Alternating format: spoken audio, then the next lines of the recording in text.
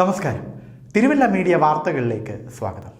10 വയസ്സുകാരനായ മകനെ ഉപയോഗിച്ച് MDMA വിൽപ്പന നടത്തിയ കേസിൽ അറസ്റ്റിലായ പ്രതി മുഹമ്മദ് ഷമീറിനെതിരെ ബാലനീതി വകുപ്പ് പ്രകാരവും പോലീസ് കേസെടുത്തു. 10 വയസ്സുകാരനെ ഉപയോഗിച്ച് കുറ്റകൃത്യം നടത്തിയെന്ന പരാതിയിലാണ് കുട്ടിയുടെ അമ്മയുടെ മൊഴി അനുസരിച്ച് തിരുവല്ല പോലീസ് കേസ് രജിസ്റ്റർ ചെയ്തത്. ശനിയാഴ്ച രാത്രിയാണ് കുട്ടിയുടെ അമ്മയുടെ മൊഴി രേഖപ്പെടുത്തിയത്. പ്രതിയും കുട്ടിയുടെ അമ്മയും ദീർഘകാലമായി അകന്നു കഴിയുകയാണ്.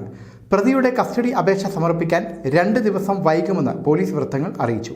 പ്രാഥമികമായ തെളിവ് ശേഖരണത്തിനായി കൂടുതൽ അന്വേഷണങ്ങൾക്ക് വേണ്ടിയാണ് നടപടി.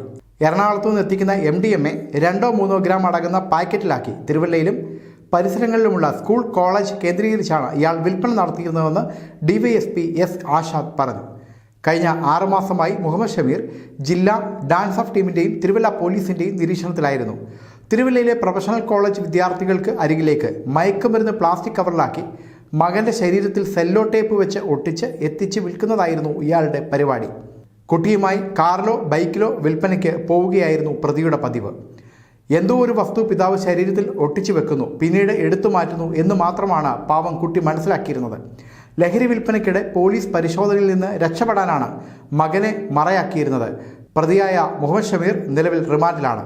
സംഭവത്തിൽ കൂടുതൽ പ്രതികൾ കുടുങ്ങുമെന്നാണ് ലഭിക്കുന്ന സൂചനകൾ. News desk, Thiruvalla media.